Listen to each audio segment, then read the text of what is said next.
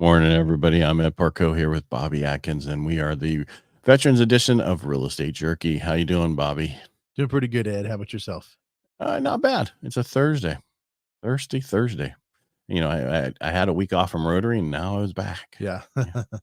They drugged me back in. What time is that? I know it's early, right? Well, I have to get. Used to get there when it first started in, when I took over in July. So I'd get there about 6 o'clock in the morning. Now I get there about 6:15. Gotcha. But if I'm not going to be president, right? Normally I get there at 6:40. Like I said, It starts at 7. Yeah. But it is because you got to get. The worst thing is, they say you finally get okay with it in about November's time, that you're not going to be late, that you're not going to, you freak out about all this stuff. And I was talking to past presidents. I'm like, after the meeting, I'm so exhausted. And they're like, yeah. Totally. Because you're running the whole thing, right? And for the first 30 minutes, you're doing everything, high running everything, and then the speaker, and then you come back, and so it just depends. Yeah. But anyway, that's what I do weekly. I enjoy it to a certain point. And so one of the past presidents like, but isn't it fun? Yeah, sure. It is. What's nice is now, you're speaking once a week, right? Basically. And so it gets so much easier to be in front of people. Yeah. I was somewhat good, depending on the topic, but now it just doesn't matter. I set up my PowerPoint as my crutch. I don't even do, because when I first started, I'd have agenda, right? And on my iPad in front, so I'd stay on. Then I was like, I'll just make my PowerPoint the agenda. And I just click. All right. And I walk all over, which freaks everybody out because all the past presidents stood up front. But why are they worried about you walking all over? It's just different. Yeah. I'm not somebody who stands up front. I want to go around, talk to people, get close. Why I'm one of those movers. I'm a conversationalist, so you got to have conversations. Yeah. But enough about me. Time for you to get into Rotary. We only have one real estate agent. Oh, no kidding. Yeah, Mike. Oh, and he's going to be president next year. So we went from Craig Arona, who was Ward Cleaver, is what I stated in my opening thing. You're going from Ward Cleaver to Archie Bunker. That's me. And then now we're going to Rodney Dangerfield. Yeah. Oh, yeah. I could see that with that's good. Yeah, my picture I have of him is him in Caddyshack, right? Yeah. And I'm like, and so Mike's threatening his first meeting. He's going to be dressed like that. I can see him doing that. Yeah. But enough about him. Let's talk about what we're here for, veterans, and making the process easier for them. And I think we need to find different words to explain each week so they understand the process. One of the things I was thinking about was VA, the funding fee, because a lot of people don't understand what that is on a transaction. And then the other thing was earnest money deposit. How much do they need as a veteran? So you want to talk about the funding fee? Okay. Yeah, what the heck? And then I'll talk about the EMD. Yeah, so the funding fee is what the VA charges for the benefit for veterans to do the loan, right? It's an insurance in case it's veterans going foreclosure. Veterans foreclosure rate is the lowest in the industry of any loan. Yeah, and that's so right now, if you're looking at it, and I think it's 2.30, first time use, and then second time use it's 3.30. Don't quote me on the numbers because it depends on if you want to put any money down or don't put any money down. It's just, I used to quote everything, know everything off the top of my head, and it doesn't matter anymore. The computer tells me. Yeah. Right. And there's certain situations that people go, well, I want to put 10% down, even though it's VA. Well, you don't have to. I understand that, but I want to. And if they have to pay the funding fee, it's a lot less when they do that. Oh, okay. So you always have to pay it unless you're a 10% or greater disability. And people go, if you put any claim in at all, you typically get a 10% disability. I was going to say that's a pretty low bar for 10%. Yeah. Well, I complained about enough stuff when I got out. That was the minimum. They go, because you put in all these things, you get a 10%. I should have went back multiple times. I still should go back now and get a greater disability, but it was harder over the last 20 years. Now it's so much easier. It's all online. You get other people to help you. Yeah. Even if you didn't have anything, you should go back and have somebody look at your chart now, especially you, because you're on a ship. You guys use that foam, you use all these different things. You might not have cancer yet, but there could be other things. I mean, you get it for your kids too. I'm just saying, if you get a 50% disability, which is not a big deal. I had a friend of mine who was in the Air Force, and they found out he had sleep apnea, and he's 50%. Oh, no kidding. Yes, and he gets a check for his kids. He gets a check for himself. It's a huge, so we served our country. A lot of people, I don't want to get worried about that. I'll let other people get it. No, it's for you. Go get it. Don't wait. You never know. If you have ringing in the ears, you automatically get it because I can't prove you didn't have it. You were on aircraft carrier. I'm sure you got hearing loss. Yeah, but that's hard. So that's hard to show that you have. They'll do a test and okay, you can hear that. Okay, that's their number, but they can't disprove ringing in the ears. Yeah, just a little hint there. Good to know. Yeah, add it. How often do you have it? All the time. How bad is bad? Prove it. Right. Yeah. Good luck. Right. Yeah, exactly. I just, my problem was I was in medical and then I got into physical therapy and we picked up so many patients, stroke patients, moved them, this kind of stuff that my medical record was way over 2 inches thick from all those incidents from picking people up and doing things. So yeah, mine is super thin, man. There was only a couple times whenever I had like some kind of report to make, Mhm. and one time they had to give me like an EKG and a stress test, and that was about it, man. Well, a lot of people when they're in think I can't, if I tell them I have an issue, they'll kick me out. Go to a different doctor. What I mean by that is it doesn't matter if you're seen by the military doctors while you're in and you have that show up, whether or not you get paid. Gotcha. Because my son, after boot camp in the Army, is like, if I put in for this, they'll kick me out and I want to stay in. And so we had him, we went and took him to our Kaiser doctor where he was still under us too. And then we had it documented just in case. Gotcha. That way you have it, because a lot of them are like, I don't want to get kicked out. I know that's always the main concern, right? It's like, it's not till you're getting ready to get out that you realize that they don't want to let you out in worse shape than you came in. Right. But you have to go through the process. You have to be seen. And like I said, there's so many companies now who, what they do is they're out there. If you can't do it yourself or you don't go to who helped me was the DAV, Disabled American Veterans down in San Diego when I was getting out, they helped me fill out the forms and everything. But there's a lot of VSOs, veteran service officers around that can help you with that process. Go online. You can start it online. And when you start it, you get retroactivated pay back to when you start it if you get anything. And what I was trying to get is there's companies that'll help you. They'll take up like 20% or certain percentage of your first check for the help. Gotcha. And people, and I was at first was like, that's horrible. But then if you're not going to get it in the first place because you're not putting in for it, it's not that big of a deal. Someone's helping you do it, and then you pay them for helping you. Yeah. Service fee, right? Right. The other thing, all right, so let's go back. So that was funding fee. It's added to the loan amount. So whatever that number is, you'll see that your loan amount's $100,000. You're going to see $2,300 added to your loan amount, and that's what it's at. So people always say, "Why is my loan amount larger than my and purchase on a price. exactly VA, the purchase price and the loan amount, most people are going to be the same if you have a disability. If you don't, it's going to be above that by a little bit." Whatever that your VA service, the fee is, whether it's your first time use or second use.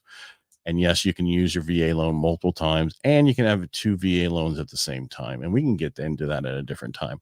The other thing I want to talk about is earnest money deposit. And the reason I bring this up is I deal with a lot of veterans I deal with, they get their earnest money back. And earnest money deposit is what, Bobby? Well, that's going to be your good faith deposit, right? When you get your offer accepted, and around here, at least the standard is 1%. Right. What people understand is you're writing a contract when you're writing when you're doing your offer. That's a contract. Yeah. To make an offer good, you have to have something to go with it that makes it good, right? Yeah. Some type of, I can't think of the word I'm looking for. Collateral. Thank you. And if you don't have it, it's not a true contract. So that's why they ask for the 1%, because you have skin in the game basically for that. Yeah. What I ask is if it's a VA loan, is if you can get that down to 1,500 to 2,000, because a lot of veterans will put in 1% and they get it all back, but they have to wait to get it all back. Yeah. Right. I think the only thing that would work against you on that is, say, if you're writing an offer competing with other loans, and it looks like either you don't have the commitment to the purchase or you don't have the horsepower to actually pull the trigger. And or so, you or your buyer's agent hasn't explained to the other side how this works. yeah, I'm just saying, like, I understand. for people like us that aren't, well versed in VA loans, they'd look at it and be like, oh, okay, well, this guy's doing 0 down, and there's very little in case they back out. My seller is not going to get anything. So No, I understand. yeah, That's why a lot of people look at their, well, it's just, I want it in case they don't, do this or do that, and we can come after them. But, they're going to close. How many VA loans haven't closed for me? None. really, Yeah. is that 100%? Huh? Yeah. Mm-hmm. If I get them into where they're approved in the beginning before I go through, they're 100% close. The only time and if there's an issue that pops up during it, it's usually, how do we fix it? It's not a big deal. I had one guy who he wanted to buy a duplex that he was living in. One of his issues was he didn't have enough income at the time, and he was just finishing up his he got hurt at work. It's a workers' comp claim, right? He was getting $140,000 plus. Then he was getting a disability once it was over. In order for him to buy, we had to wait another 30 days for those documents to come in. Gotcha. But he was able to buy the place. Yeah. And that's the thing. It's just there's ways to do it, and it's just a matter of finding those processes. Where's the issue? But normally, like I've had 3 loans not close in the last 5 years. And those 2 of them most recently because of issue other than me. And that's VA or just all loans? All loans in general. Yeah. Excellent. Well, I go to work to get paid just like you do. I want if I'm going to get somebody in contract, I want to make sure everybody gets paid, because otherwise it's a waste of people's time. I'm not going to throw something against the wall and see if it sticks. Yeah. I don't do those kind of things. That's just then you don't have a paycheck. I need a paycheck. Well, and it just sullies your name and the rest of the industry, right? Yeah, well, that's that too. But I want to make sure it closes so everybody's happy. I get referrals. I can put information out there. That's the most important thing. Yeah. Buyer gets the house they wanted in the time frame they were hoping to close. There's nothing worse than get somebody in a contract and it fails because you didn't do your job as a loan officer. Yeah. That's why. But there's other people like, oh, sorry, that's not me. And I have had that happen a couple times from other loan officers. I'm sorry. Yeah. But that's just the way it is. Mm-hmm. I can't do everything. I want to do your loan. I want to do everybody's loan, but was that American Chevrolet? We don't want all the business. Just yours. Yeah. That's good, man. You didn't have to throw that in. Yeah. Well, it's like back in the day, you probably don't remember back when, if you watch commercials, there was one for a place that said, if you don't get help here, get help somewhere. Yeah. Right. Yeah. If you don't get help here, I'm sorry. Well, I deal a lot with different areas that are different, and I know the issues that are going to pop up, and a lot of people don't. They use online lenders who have no idea about the area and what can pop up, and then they fail, and then they call me, and I have to close it in 9 days. Yeah, and I was going to say, my experience with any time I've had a listing and the buyer has an online lender, we're late closing. Yeah, we've never closed early or even on time. Yeah, well, I try to. My question is, can we close early? Yeah. Why do we need 30 days? That's what I always, it's funny when you mention that, is like, I've written, offers over the years, like for 21-day escrows, and the listing agent will be like, we'll see if your loan officer can get that done. I'm like, yeah, why can't they? There's no reason. The issue, you can close a loan in 8 days, 9 days, if everything's in place. Yeah. The only time it takes longer is if you need an appraisal, and if that appraisal doesn't get done in 7 days, it's going to take 10 days. You can pay for a rush. On average, that's like $150. Which would you rather do? Get in early, especially now around, Thanksgiving time. I know Thanksgiving just happened, but got Christmas coming up. Yeah. We can get you in a home by Christmas. You want to have your tree up? And that was like, I posted something about Black Friday. Don't go out shopping for Black Friday. Let's focus on putting that money towards a house and someplace else, and everybody's like, I like that. And it's so true. It's stop buying these things that are short-term gain little thing, and let's focus on getting them your house. And a lot of people go, well, that's more money a month, but you just raise your freaking credit card payments by $500 a month. Yeah. Well, you know what, kind of tying into that, man. I did a video recently talking about, people that are looking to do a step up purchase. We haven't seen a whole lot of those right now because rates were a little higher than they've been, and just showing the difference of why you would want to put more towards debt payoff rather than towards the principal of your mortgage. Right. And a lot of people are like, oh, I never thought about that. And you want to pay off your debt so that it's easier for you to move up payment wise. Yeah. Better DTI and No, it's just lower because now it's just like doing a debt consolidation loan, right? Even though you have a low rate of 3%, now you have to take a rate of 7%, but all your credit card debt's at 20 to 29%, right? There's not many people have anything less than that. So if you look at that and you average it, your payment's $1,500 to $2,000 less a month. And your new increase in your payment on your house is maybe $1,000. So now you have $1,500 that you can apply towards principal every month. Yeah. You know, or only do $500 extra. And, you know, you pay that 30-year off in, 19 years, where the situation you are now, you're never going to pay anything off. Yeah. The scenario I did was one that I'd gotten quite a few questions recently about this. And so is for somebody that had, 10 years in their homes, had a few $100,000 in equity, and the average debts, right? Most people have a car payment, student loan, and some kind of credit card debt, modest amount, say 2,500, right? And paying off that debt, you would actually save close to $600 a month that you wouldn't be, if you put it towards the debt payoff rather than additional principal.